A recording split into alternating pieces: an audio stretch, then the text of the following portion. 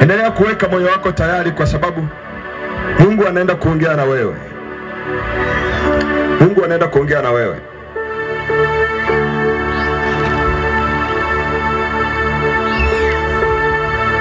Huenda usisikie sauti ambayo ni kali sana, lakini tambua kabisa Mungu yuko mahali hapa na yupo kwa ajili ya kuongea na wewe. Yupo kwa ajili ya kusema na wewe mama. Yupo kwa ajili ya kusema na wewe baba. Yupo kwa ajili ya kusema na wewe kijana. Yupo kwa ajili ya kusema na wewe kila uliyefika mahali hapa siku ya leo. Maneno haya si kwa ajili ya watu wachache. Maneno haya si kwa ajili ya wale wanaokwenda kanisani peke yao. Maneno haya si kwa ajili ya wale ambao hawaendi kanisani peke yao, lakini ni kwa ajili ya watu wote wa Kainam. Kwa sababu Mungu alivyosema Kainam inakwenda kukombolewa, hakumaanisha ni kundi fulani la watu wachache tu ndio linakwenda kukombolewa, lakini alikusudia kuikomboa Kainam mzima na kila kitu kilichopo Kainam. Na siku ya leo anakwenda kusema na wewe. Amen. Na siku ya leo anakwenda kusema na wana Kainam. Huenda haupo mahali hapa mkutanoni, lakini upo huko majumbani, lakini unaisikia sauti hii. Jua kabisa Mungu anaongea na wewe siku ya leo. Amen. Endelea kuweka moyo wako tayari. Amen. Endelea kuweka moyo wako tayari. Amen. Kwa sababu kuna kitu kinakwenda kufanyika cha kitofauti. Amen. Sio lazima mpaka tukuombee ndipo kitu cha kitofauti kitokee. Kitu cha kitofauti kinaweza kikatokea. Mabadiliko makubwa sana yanaweza yakatokea katika maisha yako kama utayatilia manani haya ambayo Mungu anasema na wewe. Amen. Unaweza hata usihitaji maombi, kwa sababu tabia ya neno linapokuja halikuachi kama ulivyo. Amen. Linaweza likakujengea imani. Amen. Kama Warumi 10:17 inavyosema. Lisipokujengea imani, ujue kabisa kuna namna litakufanyia kitu kingine. Huenda likakurejeshea kitu fulani. Amen. Lisiporejesha kitu fulani, ujue kabisa linaweza likakutendea jambo jingine. Amen. Lakini ambacho nina uhakika nacho, neno la Mungu halijawahi kufika likakuacha kama ulivyo. Amen. Tunaweza tukakaa ambao tuna sehemu za kukaa, na wale ambao bado tunaweza tukasimama, tunaweza tukaendelea tukusimama na tukalisikia neno hili.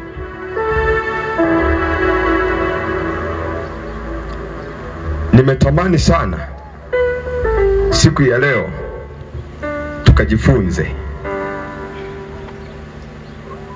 Nitaongea taratibu sana, nitaenda hatua kwa hatua, ili kusudi tuelewane, ili kusudi hilo neno litakapoingia ndani yako likujengee imani. Amen. Na hiyo imani ikuletee mabadiliko katika maisha yako. Amen. Usiendelee kusikia tu kuna watu walimpokea Kristo maisha yao yamebadilika. Amen. Lakini wewe ukampokea Kristo maisha yako bado yako vile vile. Si tabia ya neno la Mungu. Amen. Neno la Mungu linapokuja haliondoki kama lilivyo. Lazima likuachie kitu. Lazima likuachie kitu. Amen. Na siku ya leo neno hili halitaondoka na kukuacha kama ulivyo.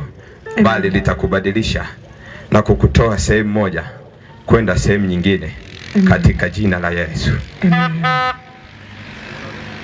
Somo letu la leo linakwenda kwa kichwa kinachosema kutoka utumwani mpaka utawala, au kutoka utumwani mpaka ufalme. Amen. Siku ya kwanza, ikimaanisha Jumapili, tumejifunza habari za upendo. Siku ya pili tukaendelea kusisitiza habari zile zile ya kwamba Mungu anatupenda. Siku ya tatu tukaendelea kusisitiza habari zile zile ya kwamba Mungu anaipenda Kainam. Amen. Siku ya nne tukaendelea kusema habari zile zile ya kwamba Mungu anaipenda Kainam. Amen. Siku ya tano ambayo ilikuwa ni jana, Mungu akakuita kwa sauti ya upole akikwambia, shuka upesi, maana wokovu umefika nyumbani kwako. Na siku ya leo Mungu anasema na wewe na kukwambia ya kwamba utatoka utumwani mpaka utawala. Amen. Utatoka utumwani mpaka ufalme. Amen. Bwana Yesu asifiwe. Amen. Bwana Yesu asifiwe. Amen. Kabla sijaanza kufundisha, nipende kukwambia kitu kimoja. Hapa duniani kuna tawala mbili tu. Kuna falme mbili tu hapa duniani. Falme ya kwanza ni falme ya Mungu. Amen. Falme ya pili ni falme ya Shetani. Kwa hiyo dunia hii yote, Kainam yote hii, tawala zipo mbili tu. Utawala wa kimungu na utawala wa kishetani. Na wanadamu wote duniani wapo kati ya hizi tawala mbili. Hakuna mtu yeyote aliyepo katikati.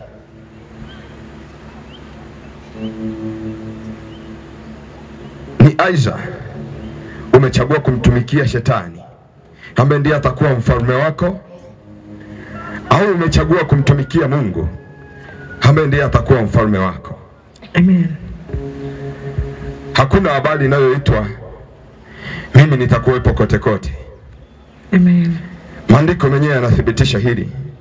Yanatuambia kama tunataka tuwe maji na tuwe maji. Kama tunataka tuwe moto na tuwe moto.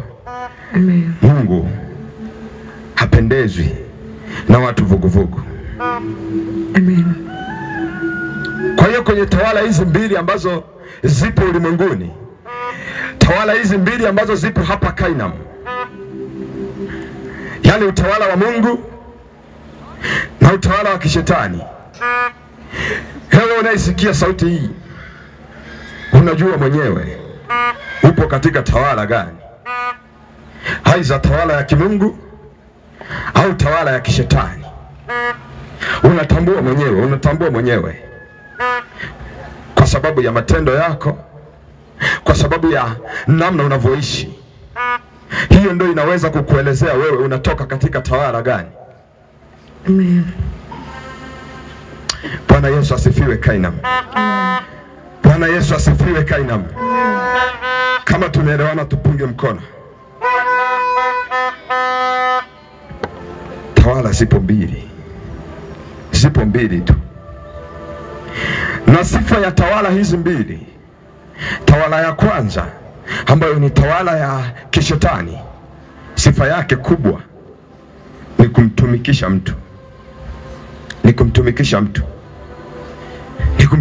mtu. Itakutendesha mambo ambayo wewe mwenyewe hautamani kuyatenda. Amen. Itakuagiza ufanye mambo ambayo wewe mwenyewe hautaki kuyafanya. Amen. Hiyo ndio sifa kuu ya tawala ya kishetani. Lakini tawala ya kimungu, sifa yake kubwa, inaachilia mamlaka, inaachilia uhuru, inaachilia upendo, inaachilia kila kilicho jema. Kwa sababu neno la Mungu linasema ya kwamba yeye Mungu toka mwanzo anatuwazia mema. Sasa anatuwazia mema, hata milele anatuwazia mema. Hiyo ndiyo namna iliyopo katika tawala ya kimungu.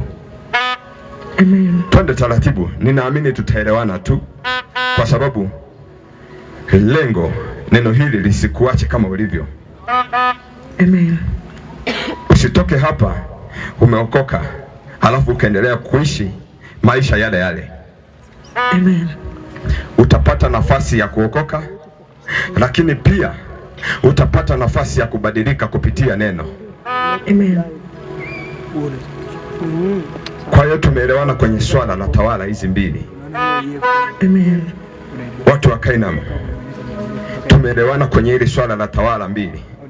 Tuseme amina. Tuseme amina. Tuseme amina. Kuna tawala ya nini? Tawala ya kwanza ni tawala ya nini? Tawala ya pili ni tawala ya nini? Amina. Tawala zetu ni hizi mbili peke yake, hakuna tawala nyingine. Kama unaona ni utawala wa waganga, ujue kabisa huyo anatoka kwa shetani. Yeye ni mdogo tu kwa shetani, lakini mkuu wake ni shetani mwenyewe. Kama unaona kuna utawala wa kichawi, ujue kabisa ya kwamba huyu anatoka kwa shetani. Lakini tawala kuu zipo mbili tu. Ya kwanza ndio hiyo ya kimungu, na ya pili ni ya kishetani. Na sifa zake ni hizo. Moja inatumikisha, nyingine inaachilia uhuru. Amen. Bwana Yesu asifiwe. Amina. Bwana Yesu asifiwe. Amina. Bwana Yesu asifiwe. Amina. Bwana Yesu asifiwe. Amen. Na tawala ambayo mimi, wenzangu na watu wote tuliokuja mahali hapa, tawala ambayo tunatokea sisi ni ile tawala yenye uhuru, ni ile tawala ya kimungu, ni ile tawala yenye upendo, ni ile tawala yenye nguvu, yenye mamlaka kuliko tawala zote. Amen. Na siku ya leo nitakupa njia ya kuingia katika tawala hii. Amen. Sitakupa tu njia ya kuingia kwenye tawala hii, lakini pia nitakuonyesha namna ambavyo tawala ile nyingine ya kishetani ilivyo mbaya. Na sitaishia tu kukuonyesha ilivyo mbaya, nitakuonyesha pia namna tawala hiyo tawala ya kishetani ilivyo dhaifu, kwa sababu ni tawala ambayo haina nguvu. Amen. Na imeshakwisha kupigwa. Amen. Toka mwanzo. Amen. Na hata milele. Amen. Na haitashinda. Amen. Hata siku moja. Amen. Ngoja nikupe mfano mmoja, nikuonyeshe namna ambavyo tawala ya kishetani inafanya kazi. Nikupe mfano mmoja ambao mtu mmoja alikuwa anavuta sigara na alikuwa akitamani sana kuacha sigara, lakini kila akiacha anashindwa. Anaacha wiki ya kwanza, wiki ya pili, anarudi katika sigara, kwa sababu zilikuwa tayari zimeshamzidia. Hawezi tena kuiacha, kwa sababu alikuwa kwenye tawala ya kishetani ambayo inamtumikisha. Hata kama yeye alitamani kuiacha, lakini bado alishindwa kuiacha. Hata kama yeye alitamani sana kuiacha sigara, lakini alishindwa. Siku moja yule baba akaugua sana. Baada tu ya kuugua, alizidiwa sana mpaka wakampeleka hospitali. Walipomfikisha hospitali, madaktari wakamwambia, sasa mapafu yako hayafanyi kazi vizuri kwa sababu ya ule moshi wa zile sigara alizokuwa anavuta. Ugonjwa ukaendelea kumsumbua. Ukaendelea kumsumbua. Yeye mwenyewe akatamani sana apone, na akawa anajiapiza mwenyewe, anasema kama nitapona nikaamka hapa kitandani, sitavuta tena sigara. Ndio alikuwa maneno yake. Na Mungu si wa ajabu, akamponya, kwa sababu anayeponya ni Mungu na wala si madaktari. Lakini madaktari wao wanatibu, lakini anayeponya ni Mungu. Amen. Kwa hiyo Mungu akamponya. Amen. Akaamka pale kitandani. Amen. Akarudi kwake. Amen. Tukumbuke kabisa alijiapiza ya kwamba hatavuta tena sigara. Amen. Hatavuta tena sigara. Amen. Sio tu kuvuta, hawezi hata kuishika tena. Amen. Kwa sababu alikuwa anajua ya kwamba sigara ilitaka kumuua. Amen. Akarudi kwake, akaendelea na maisha. mwezi wa kwanza hajavuta sigara, mwezi wa pili hajavuta sigara, mwezi wa tatu hajavuta sigara. Watu wakawa wanamshangaa, wanasema fulani kweli ameacha kuvuta sigara. Mwezi wa 4 hajavuta sigara, mwezi wa 5 hajavuta sigara. Hata yeye mwenyewe akaona kama amemshinda shetani. Mwezi wa 6 yupo kasharudi kwenye kuvuta sigara, yeye mwenyewe haelewi amerudi namna gani. Unaweza kufikiri nini kilimfanya arudi kwenye sigara, wakati sigara hiyo hiyo ilitamani kumuua? Ni kwa sababu uamuzi wa yeye kuvuta sigara au asivute hautoki kwake, bali unatoka kwa mfalme wake, na mfalme wake ni shetani.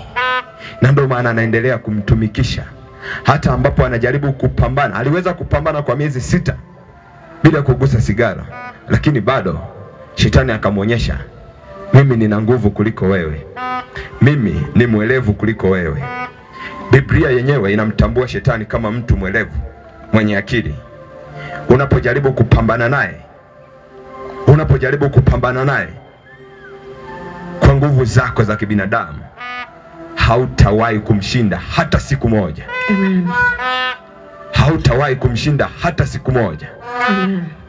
Lazima umuhitaji Yesu Kristo aingie ndani yako. Huyo ndiye atakayemshinda, kwa sababu tayari ameshakwisha kumpiga. Alivyouliwa pale msalabani, wakazania ya kwamba wamemshinda, kumbe hawajamshinda. Alivyozikwa kule chini kabrini, hakuishia tu kuzikwa, akashuka mpaka kuzimu. Aliposhuka mpaka kuzimu, akamtangazia shetani, akamnyang'anya na funguo za mamlaka, akamwambia, sasa shetani, mamlaka yote ya mbinguni na duniani yapo kwangu Kristo. Kwa hiyo shetani alipigwa toka mapema. Ili wewe pia umpige shetani, unamhitaji huyo aliyempiga shetani. Unamhitaji huyo aliyemshinda shetani. Unamhitaji huyo aliyekishinda kifo, akafa na akafufuka. Wala hakuendelea kufa tu. Walikuwepo manabii wengi waliopita, wao walikufa wakazikwa, wengine wakafa wakazikwa, wakawekwa mikono yao juu wakitegemea watafufuka, lakini hawakufufuka. Lakini mwanaume ni mmoja tu aliyekufa na akafufuka na akamshinda shetani. Amen. Tukumbuke somo letu la leo linasema kutoka utumwani mpaka utawala. Amen. Au kutoka utumwani mpaka ufalme. Amen. Nimesha kuambia kwamba tuna tawala 2, na ninakuelezea tawala ya kishetani, namna ambavyo inatesa watu, namna ambavyo huwezi kuishinda tawala ya kishetani, kwa sababu ni tawala yenye nguvu na ambayo inakuzidi akili. Peke yako huwezi kushinda. Lazima uje upige magoti kwa Mungu, useme, Kristo, nimekukubali kwenye maisha yangu. Kwa sababu wewe umeshakwisha kumshinda shetani. Wewe utakapoingia ndani yangu, nami nitakuwa nimemshinda shetani. Sitakuwa tena nikipelekeshwa na maisha ya dhambi.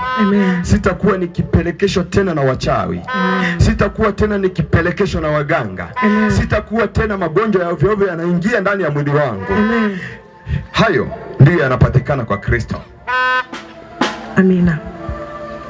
Kama haujaingia kwenye tawala ya Mungu, utambue kabisa shetani hata akiamua usiku umelala akuchukue akupeleke shambani ukalime, utalima. Akiamua yeye mwenyewe leo usiku wa ulali, hautalala. Akiamua ya kwamba wewe sasa hautakuwa unakula nyama, kwa sababu utapokula nyama utakuwa unaumwa, hautakula nyama katika maisha yako. Akisema wewe hautakiwi kulisogelea vumbi, kwa sababu ukisogelea vumbi kuna namna ngozi yako inakuwa. Ndivyo itakavyokuwa, kwa sababu yeye ndiye mfalme wako, kwa sababu yeye ndiye Mungu wako, ndiye atakayekuwa na kuamria nini kifanyike kwenye maisha yako na nini kisifanyike. Na kwa sababu nia yake ni mbaya, kwa sababu nia yake ni ovu, Amen. ataendelea kukupelekesha katika mambo maovu siku zote, na utajaribu sana kupambana kutoka, lakini hautaweza mpaka pale ambapo utamkubali Kristo kuwa Bwana na Mwokozi wa maisha yako. Hapo ndipo utaama kutoka kwenye tawala yake na kuhamia kwenye tawala ya kimungu, na hapo ndipo utaikanyaga dhambi, kwa sababu neno la Mungu linasema ya kwamba tumepewa mamlaka ya kuikanyaga dhambi, ya kuyakanyaga magonjwa, ya kukanyaga kila uchafu na kila aina ya nguvu za kishetani. Hazina mamlaka katika maisha yetu.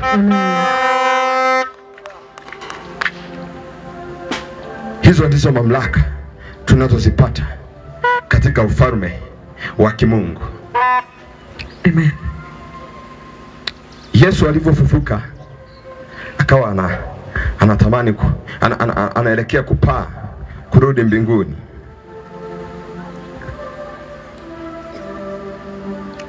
Alizungumza maneno machache, akamwambia Petro, Petro, juu yako nitalijenga kanisa. Amen. Hakuishia tu kulijenga kanisa, akasema, akalipa kanisa mamlaka. Amen. Akasema mtakalo lifunga duniani, Amen, litafungwa na mbinguni. Amen. Akasema mtakalo lifungua duniani, Amen, litafunguliwa na mbinguni. Amen. Maana yake ni nini? Maana yake ni kwamba hii ni mamlaka ambayo tumepewa sisi waamini. Kama wewe upo katika ufalme wa kimungu, Amen, maana yake umepewa mamlaka hii ya kufunga na kufungua vitu duniani na mbinguni. Amen. Ukisema nyumbani kwangu sitaki wachawi, nimefunga, wachawi hawapiti hapa, hawatapita milele. Amen. Ukisema shamba hili ninalitamkia mema, litaendelea kuzaa na kuzaa na kuzaa katika jina la Yesu, ndivyo itakavyokuwa. Lakini ukitamka maneno haya kama hauna uhakika, upo katika ufalme wa Mungu au upo katika ufalme wa shetani, hauelewelewi kama upo katikati hivi. Kwanza nikwambie tu ukweli, kama unaishi upo katikati hauelewi, wewe upo upande wa shetani. Amen. Kwa sababu wale walioko upande wa Mungu, wao wanaelewa wako upande gani. Amen. Wao wanaelewa ni nini wanakifanya. Ndio maana hata sisi wenyewe tunakielewa tunachokifanya. Ndio maana tumefika mahali hapa kwa ajili ya kukuelewesha na wewe na kukupa habari njema hizi. Na wewe ambaye bado upo katika ule ufalme wa kishetani, umpokee Kristo naye akuhamishe kutoka kwenye tawala za kishetani, akuingize kwenye tawala za kimungu. Mtumishi wa Mungu, nisomee Wakolosai 1:13.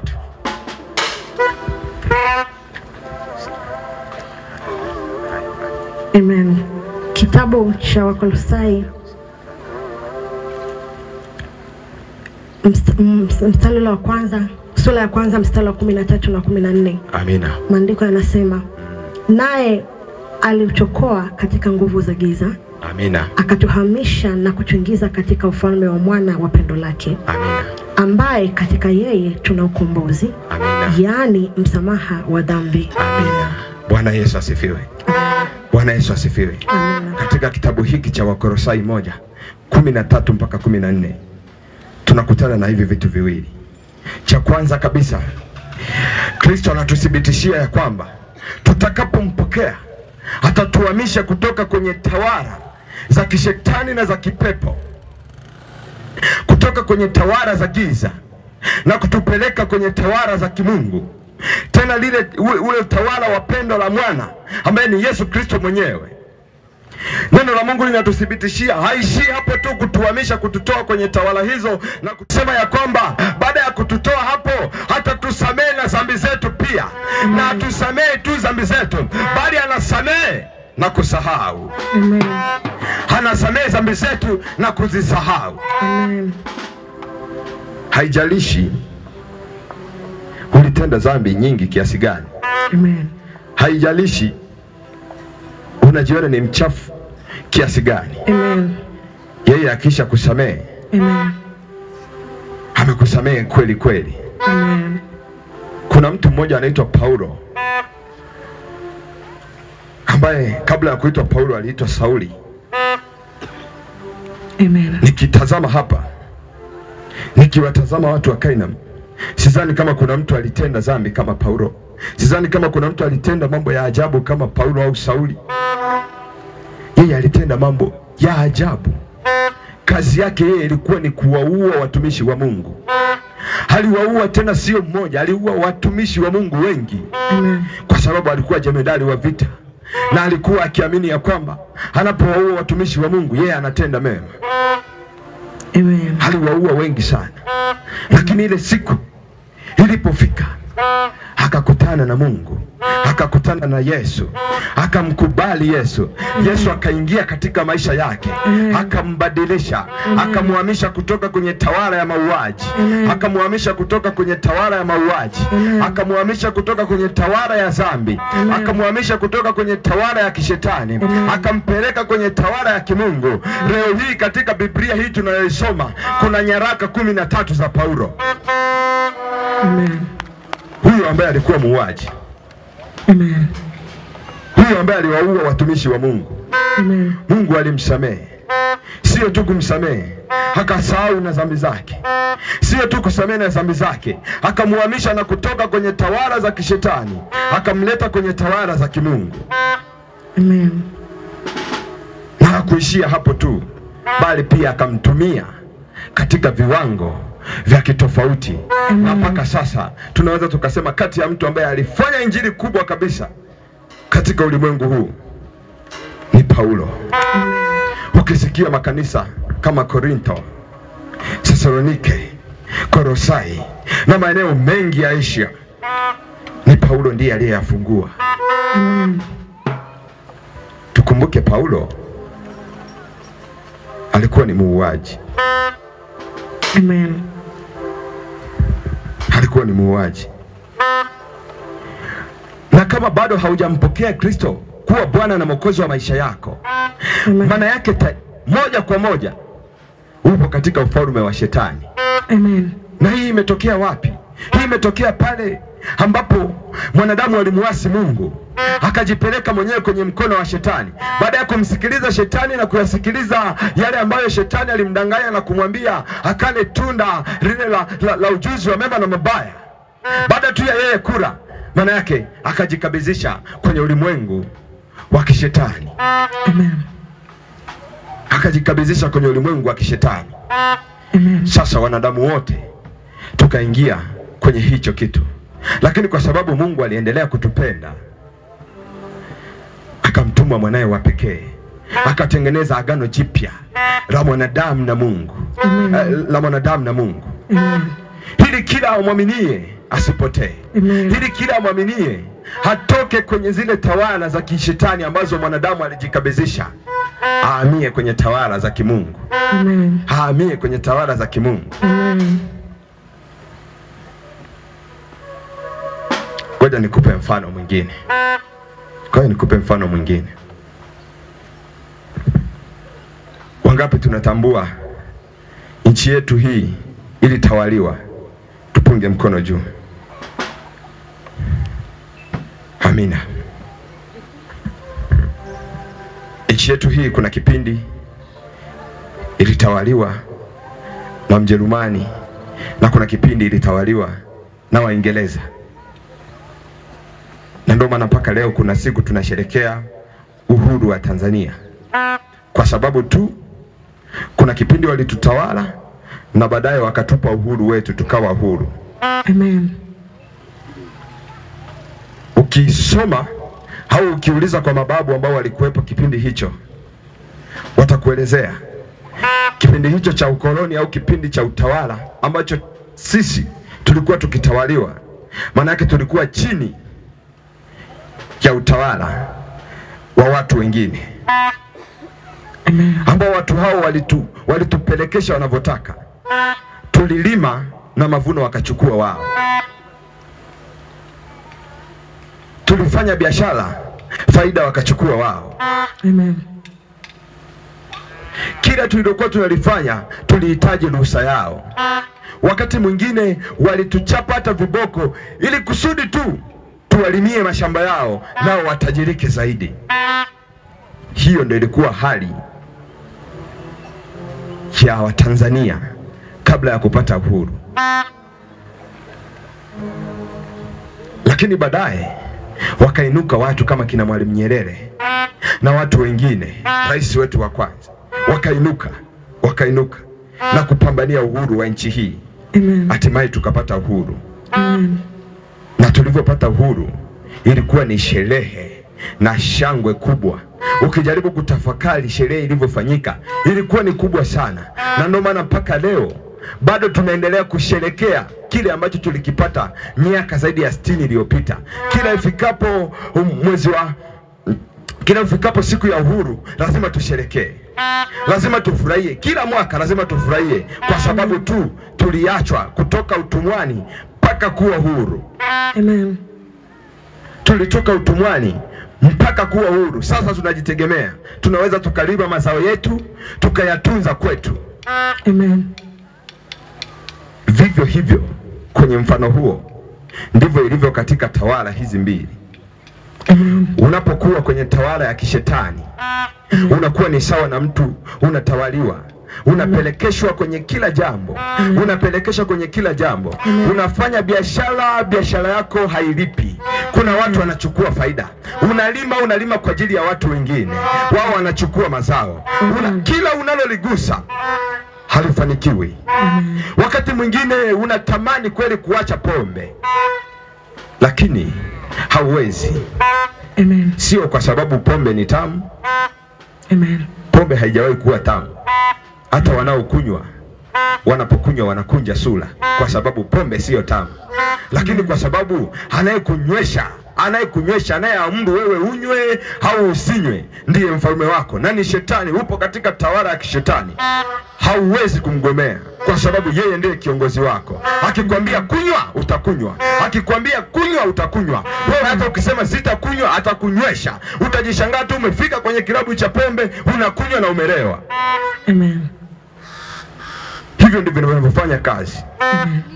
Hivyo ndivyo inavyofanya kazi. Utawala wa kishetani una nguvu kwa mwanadamu, lakini hauna nguvu kwa Mungu. Unapokutana na nguvu ya Mungu unakuwa dhaifu. Unapokutana na nguvu ya Mungu unakuwa dhaifu. Unapokutana na nguvu ya Mungu, utawala wa shetani upo chini kabisa. Hauna mamlaka yoyote, hauna nguvu yoyote, hauna mamlaka yoyote, hauna nguvu yoyote. Na ndio maana tunaposema katika jina la Yesu, mapepo yanatii, wachawi wanatii, waganga wanatii. Hakuna nguvu yoyote ambayo ipo juu ya nguvu ya Mungu. Na ndio maana anajitambulisha kama mfalme wa wafalme. Maana yake wafalme wote wako chini yake. Hakuna nguvu yoyote ambayo inaweza kuishinda nguvu ya Mungu. Amen. Haijalishi umejaribu mara ngapi, haijalishi umeenda kwa waganga mara ngapi, haijalishi hata umekunywa dawa za kienyeji ili kusudi uache pombe, lakini umeshindwa. Wewe mruhusu Kristo aingie ndani yako. Hiruhusu ile nguvu ambayo ilimpiga shetani na kumshinda na kumnyang'anya funguo za mamlaka ingie ndani yako. Halafu uone hiyo pombe kama ni tamu au ni chungu. Uone kama hata utaisogeza hata karibu yako. Utaiona kama kituo cha polisi. Hautaisogelea kamwe. Amen. Hautaisogelea kamwe. Amen. Hautaisogelea kamwe. Amen. Hivyo ndivyo nguvu ya Mungu inavyofanya kazi. Amen. Na Mungu alivyo upendo sana, alivyo upendo sana, tunapoingia kwenye ufalme wake. Tumesoma kwenye Wakolosai 1:13 ya kwamba tukimkubali tu anatutoa kwenye tawala za giza, anatuingiza kwenye utawala wake.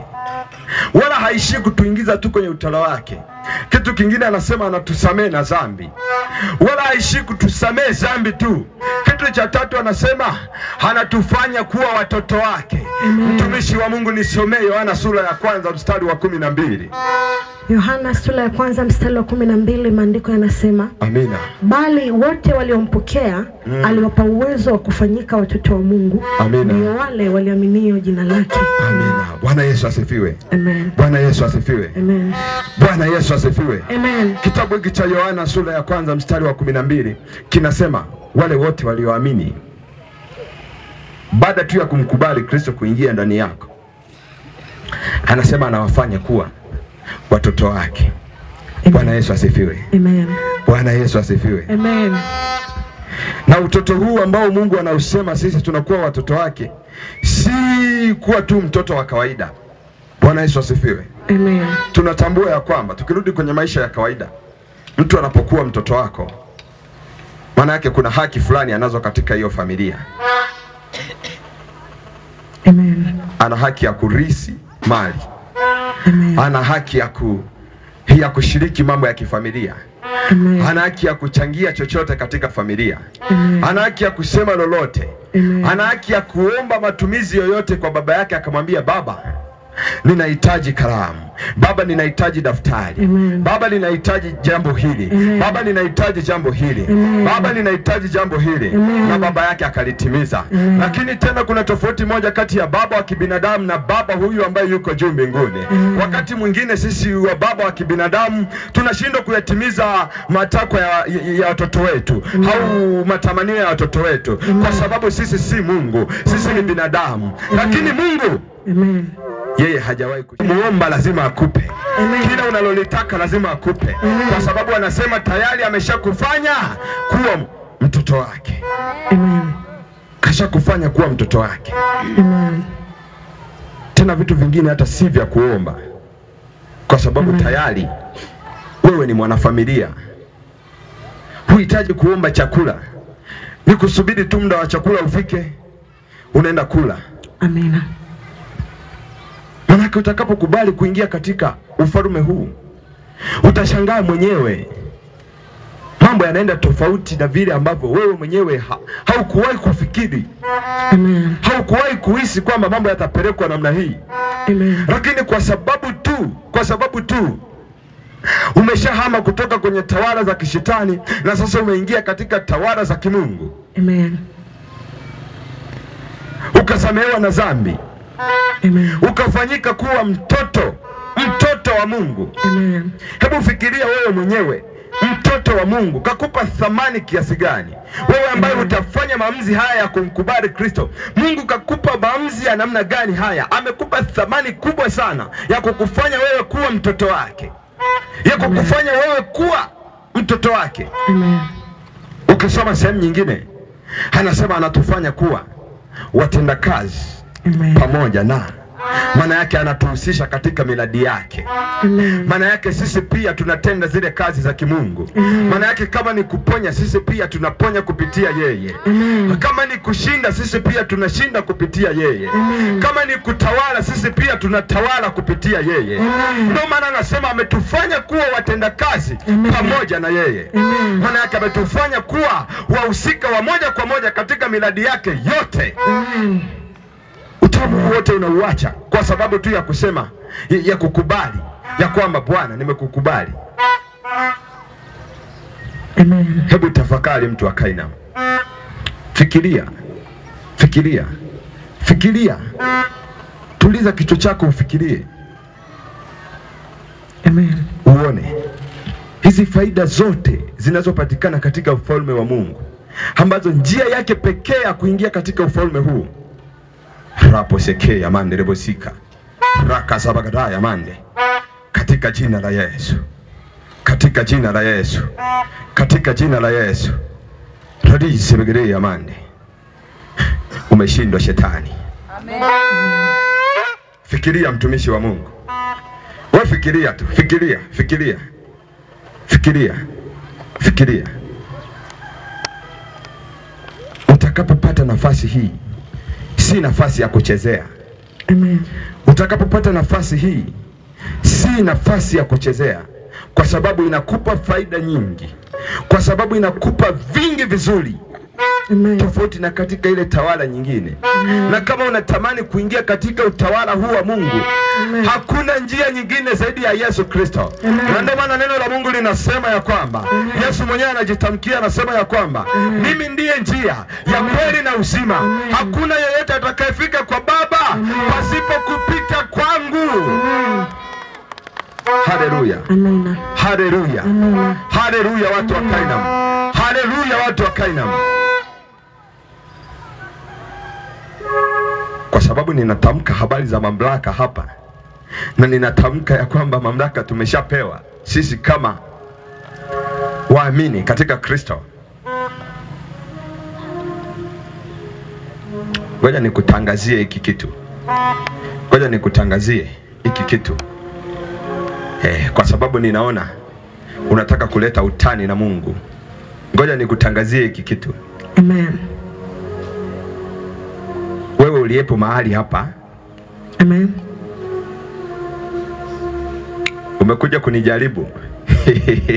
Radize mgede ya mande, rapaseke ya manda rabosika, radabasaka ya mande, rikaze mgede ya manda rabosika, rapasaka ya mande. Katika jina la Yesu, amen, mamlaka hayo hauna, na nakutamkia uondoke hapa mpaka utaokoka. Amen. Turudi kwenye somo letu watu wa Kainam. Tumezungumza habari za farume hizi mbili. Farume ya kwanza ni farume ya kimungu. Farume ya pili ni farume ya kishetani. Nikazungumza ya kwamba farume ya kishetani haina mamlaka. Tena nikasema ni farume ambayo ni dhaifu sana. Sikuishia tu kusema kama ni farume dhaifu, bali nikasema ina tabia ya kumtumikisha mtu. Na haishi tu kumtumikisha mtu, bali inapokutumikisha inakufanya wewe ushinde kufanya hata yaliyo mambo yako. Haishi tu kufanya wewe usifanye mambo yako, bali inakufanya pia ushindwe kuurithi ufalme wa mbingu. Amen. Lakini tunapokuwa katika tawala ya kimungu, ambayo njia yake ni kumkubali Kristo kuwa Bwana na Mwokozi wa maisha yetu, tunalinga, tunafanyika kuwa watoto wa Mungu. Amen. Tunapewa na mamlaka. Amen. Hatuishi kupewa mamlaka tu. Amen. Lakini tunapopewa mamlaka, amen, tunasamehewa na dhambi. Hatuishi kusamehewa dhambi tu. Amen. Tunafanyika kuwa watoto wa Mungu. Amen. Raposekea. Kwa nini unashindwa kukubali? Kwa nini? Nini kinakuzuia? Ni sauti ya shetani. Usisikilize. Kama unasikia sauti inakwambia usimkubali Kristo, manake inakukataza kuingia katika ufalme wa Mungu. Inakukataza kuingia katika hili jema.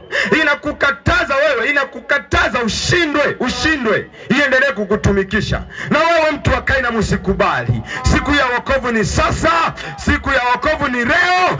Usikubali tukaondoka mahali hapa bado hujamkubali Kristo. Bado Kristo hajaingia katika maisha yako. Bado hajaingia katika ule utawala wa kimungu, ule ufalme wa kimungu. Leo Mungu yuko mahali hapa kwa ajili ya kukutoa katika tawala ya kishetani na kukuingiza katika tawala ya kimungu. Pigia Yesu makofi. Amen. Kwa hiyo mtu wa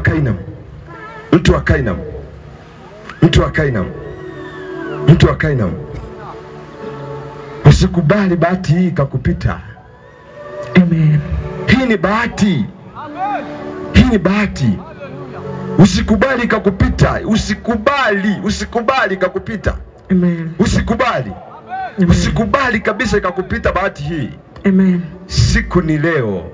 Amen. Huenda siku ya kwanza ulisikia, amen, siku ya pili ulisikia, amen, siku ya tatu ulisikia, amen, siku ya 4 ulisikia, amen, siku ya 5 ulisikia, amen, lakini haukufanya maamuzi. Siku ya 6 ni leo, amen, na ndio siku yako ya kufanya maamuzi, na ndio siku yako ya kumkubali Kristo na kumruhusu aingie ndani yako, akubadilishe, akufanye mwana wake, akutoe katika tawala za kishetani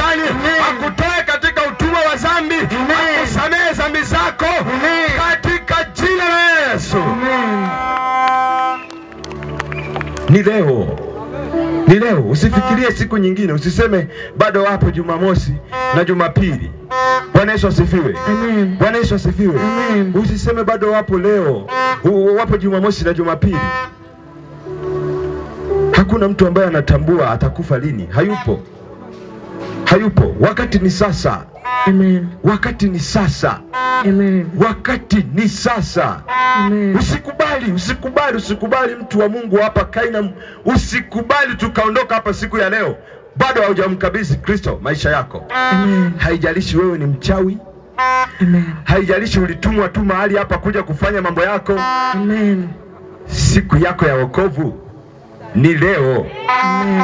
Hautachomoka hapa katika jina la Yesu. Amen. Hautachomoka mahali hapa katika jina la Yesu. Amen. Lazima utampokea Kristo mahali hapa.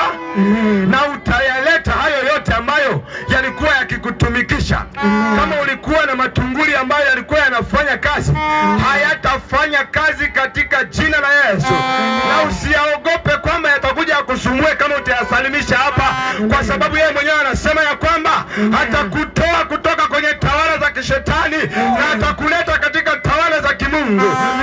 Shetani anapotoka kwenye tawala yake, anapokuja kwenye tawala ya kimungu, hana mamlaka yoyote, hana nguvu yoyote.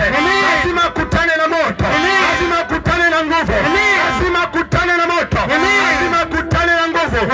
Hana namna yoyote, kwa sababu tayari amekwisha kupigwa toka siku ya kwanza.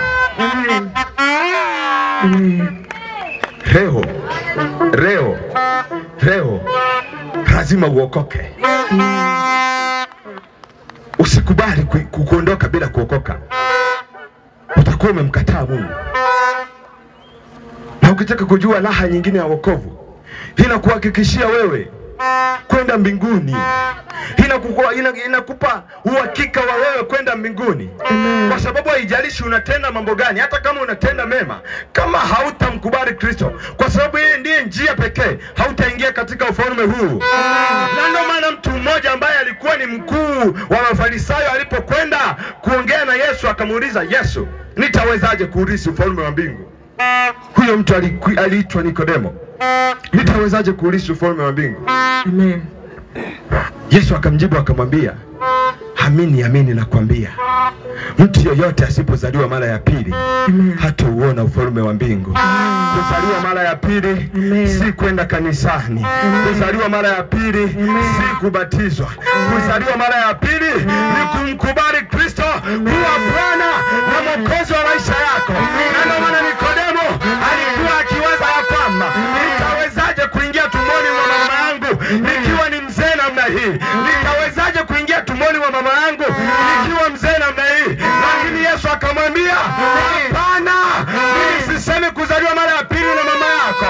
Anamwambia ya kwamba kilichozaliwa kwa mwili ni mwili, kilichozaliwa kwa roho ni roho. Haleluya Kaina. Kwa hiyo mtu wa Mungu, pasipo